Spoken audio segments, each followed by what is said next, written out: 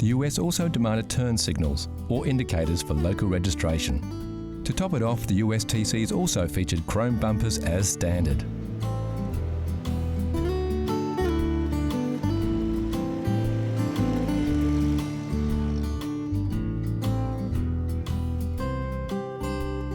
This particular MG-TC is a fantastic example of a beautifully kept vehicle.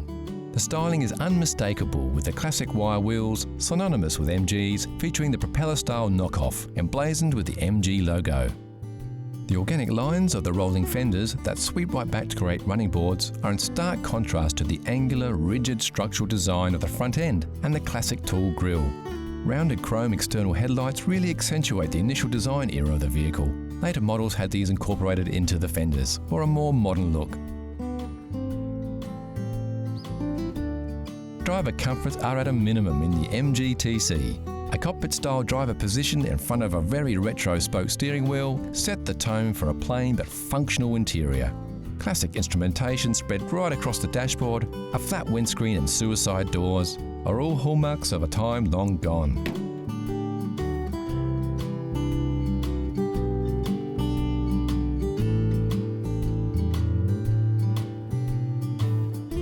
Under the hood, the MG-TC was no muscle car, using the same power plant as the Morris 10. This was the X-Pag engine first released in the late 1930s. Featuring 4 cylinders at 1250 cc's. With overhead valves, it produced a modest 54.5 horsepower at 5,200 RPMs. It was a reliable workhorse though, and had enough juice to keep the driver in that low cockpit flying around the corners.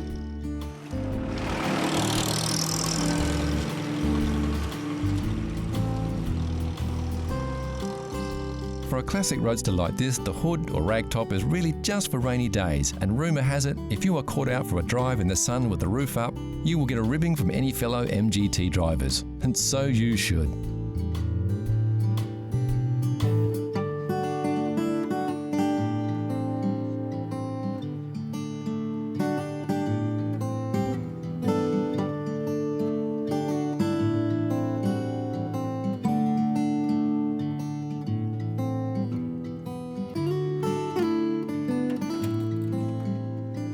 The MGT stayed in production until 1955. Over 56,000 cars, and 21 years later it was replaced by the MGA. Not bad for a midget.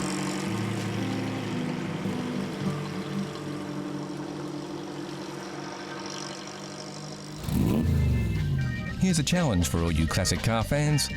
Know Your Chrome gives you a peek at some close-ups of classic chrome. Look at the shapes. Do you recognise the lines? Can you tell which car sports this shiny styling? It's too early for clues, but we can tell you it's a car, it's a classic, and it's very, very cool. Look closely, and we'll give you more hints later in the show. Next on CC, the Classic Car Show. An exciting way to land yourself a classic car. A great Jag of tomorrow, and our buyer's guide to Porsche.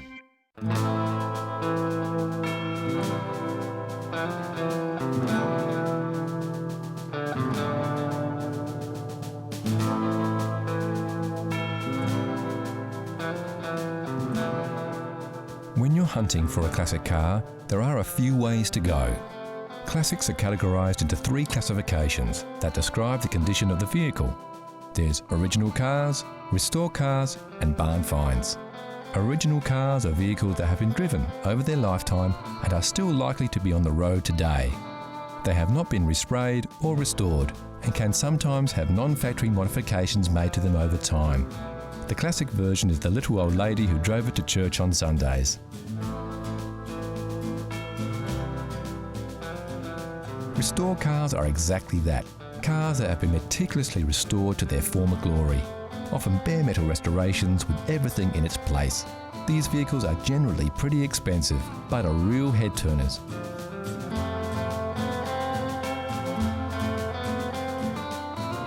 There is, however, a much more exciting way to land yourself a classic car.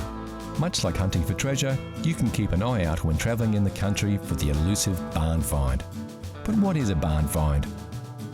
A barn find is generally exactly that. It's something that's found in a property or an old barn. Its condition may be good, but in most cases it's generally pretty poor. because it's been used and in many cases abused. You have to remember these cars have probably gone through many hands before they've finally ended their days sitting in a barn. The barn find can be an exciting experience. It's not unusual to discover more than one car in a large barn, and sometimes they are in excellent condition. More often than not though, the barn finds are a whole lot of hard work. The general state of a barn find can be not too bad if it's been kept or at least preserved to some extent by sitting in the barn. However, in many cases it may mean that there have been rats inside the car and they've eaten the upholstery, they've laid nests in the upholstery. In some cases other wild animals have got into the car, or in some cases people have taken the doors off and allowed the car to be used as a sort of chook shed or something. So the interior of the car can be in a really, really appalling condition. The exterior of the car might not be too bad, but then again, if it's had years of rust, etc., then it's decayed quite a bit.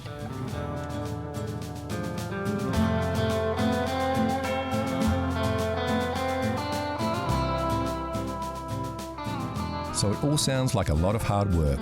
Surely it would be better to get hold of a running classic and restore it from there. Well, not always. The advantage of finding a barn find is in many cases you will get an unmolested car, hopefully, in which case it has all its what's known as jewellery, which is all the chrome work, etc., still with the vehicle. Obviously, the most desirable barn finds are those cars that are considered to be very desirable, like Bugattis or Rolls-Royce, etc. And in some cases, people do find them in barns. In some cases, people have opened a barn and literally found a car that is very, very desirable. In America particularly, they have found what were known as concept cars, cars that were produced by car companies as a one-off, shown at a motor show, and then in theory they were scrapped, but in reality they weren't. And some people have had the luck of opening a barn and finding a concept car, which is unique. It's a one-off. We don't condone snooping around other people's property though. If you do spot a car that you would like a closer look at, you need to contact the property owner to organise a closer inspection, like we did with these beauties.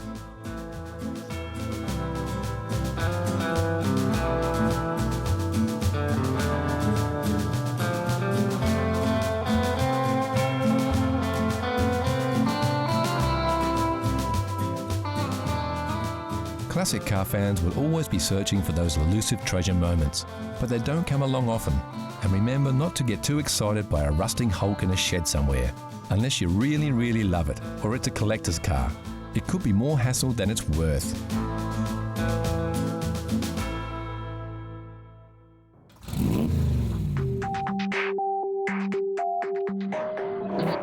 Today's Classic of Tomorrow is from a British car maker with an enviable list of true classic cars under its belt. Only a handful of cars are recognisable in an instant, like classic Jaguars, with their sleek lines and bold, distinct styling. As we move through the evolution of any manufacturer, we see a convergence of design ideas. The selection of sports cars on offer was once an eclectic mix of unique cars. Now sometimes it can be hard to tell them apart. This is the Jaguar XKR. In the grand tradition of high-powered performance Jaguars, it's a supercharged 5-litre V8 that packs quite a punch. Designed by Ian Callum, the man behind the styling of the Aston Martin Vantage.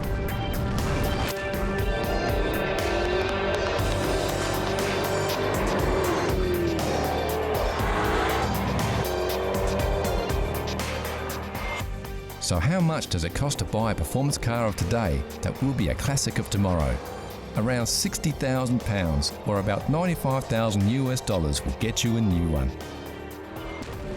It will depreciate in value fairly quickly, but hold on to it and look after it, and you will have a classic of tomorrow. You might just have to wait about 40 years. 40 years of fun driving though.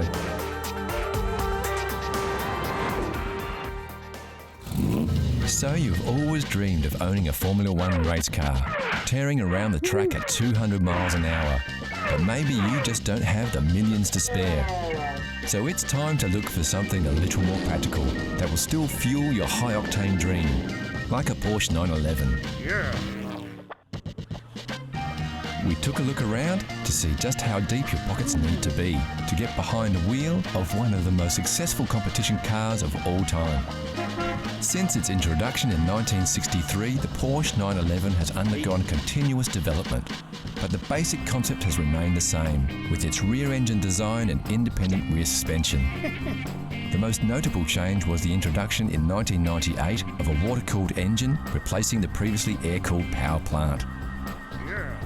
Although there are always many risks that require thorough research when buying second-hand cars, many Porsche 911 owners are generally enthusiasts who have taken good care of their vehicles. Woo!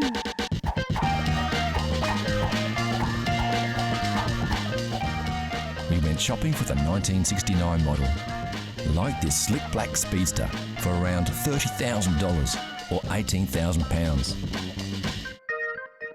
Another option was our 1970s 2.2 litre at just under $43,000 or £26,000. A tad more pricey, but worth every penny after being fully restored to its original pristine condition, this 1969 White Dazzle was fetching around $60,000 or £37,000. With so many of these elegant beauties available throughout the market, you'll be sure to find that thrill ride you've been looking for without costing you the earth. So how well did you go with your first peek? How well did you know your chrome?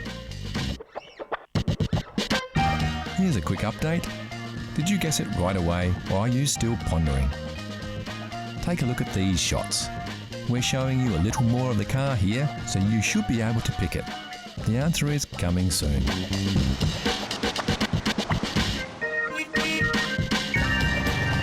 Next on CC, Classic Cars, we reveal the Know Your Chrome mystery car and then go for a cruise in some classic American monsters.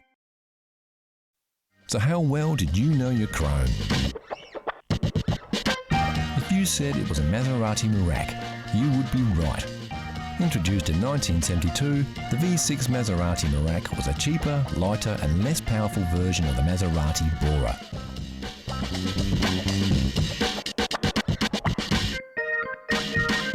With a lower weight ratio and better weight distribution, the Merak may have had less power, but it handled far better than its V8 counterpart. Ladies, Gentlemen, the magic of the past doesn't last.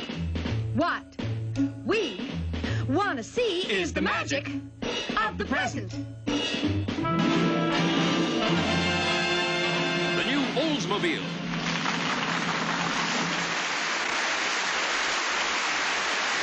You will be enchanted by its comfort and power. In this car, you feel like everything's coming up roses.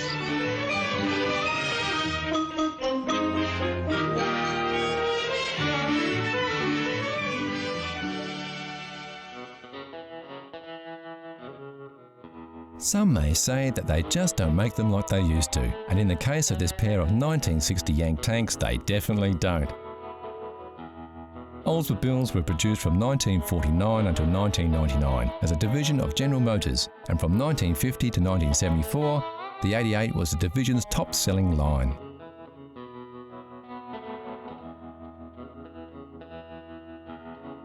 This is Yank 60, a 1960 Oldsmobile Dynamic 88 four-door sedan. It comes with a veranda roof. And this is Tank 60, also a 1960 Oldsmobile Dynamic 88, but this is the sportier two-door coupe. Both Yank and Tank are fourth-generation 88s and the pride and joy of father and son team John and Scott Clisby. I've had the Oldsmobile for probably 10 years now. Bought it locally. My father's was actually a 50th birthday present, so he's had his for about 10 years as well.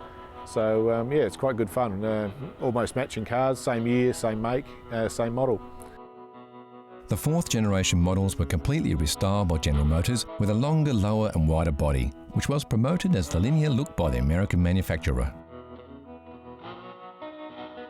Other changes included a new grille and taillights, a revised rear design and a modernised instrument panel. These cars were built for cruising, with a soft suspension and turning circle of a jumbo jet, and a larger-than-life personality.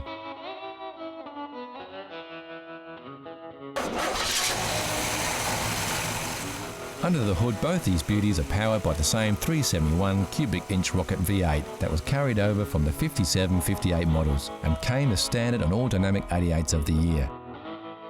While many cars of the time feature bigger and sharper fins and tons of chrome, the 4th generation 88s featured a more subdued look with subtle oval fins and much less chrome.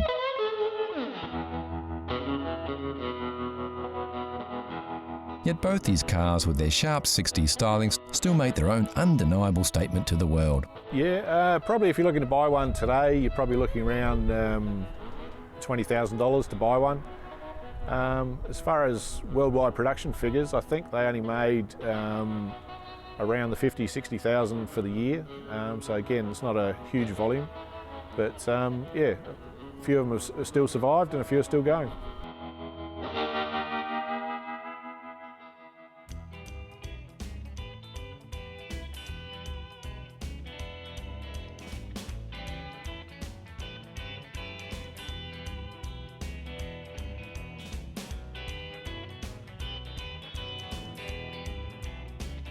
The driving experience is great and they're so easy to handle, with power steering that makes these giants surprisingly responsive.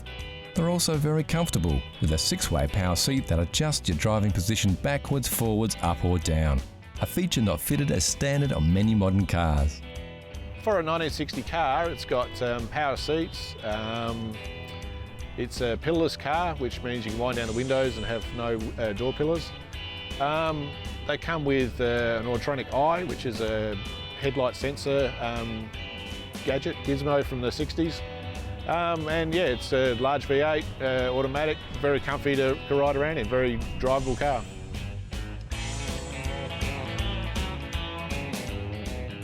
As far as maintenance goes, most of the drivetrain is American and available. Body parts are a bit harder to find, and you'll need to source those from the States if you have to. Of course, these parts are getting harder to find even in the US, as stock thins out after a half a century of bumps and dings.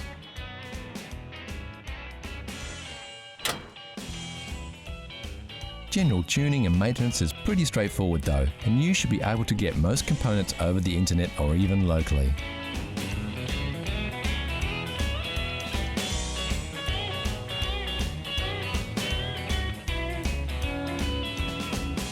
The great thing about owning any classic car is that their running costs are about the same as a new car. Yep, they sure don't make them like they used to, but at least, with a few classics still doing the rounds, the good news is that they don't have to.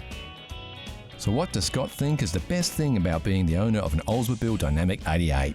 Oh, it's just a cool car to cruise around in. You know, you get lots of looks, people always stopping, asking questions about it, and yeah, it was just a classic car that you know, if I look after it, it's one of the few cars I'll actually appreciate over time and become more and more collectible.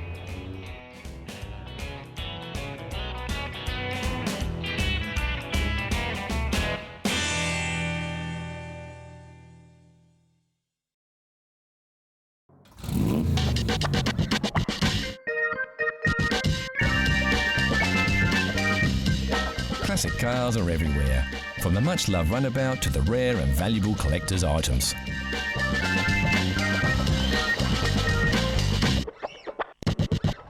One thing we all agree, there's nothing better than a classic, like this stunning Jaguar sports car that was once owned by Hollywood tough guy Steve McQueen, or this Rover P6, voted the very first European car of the year.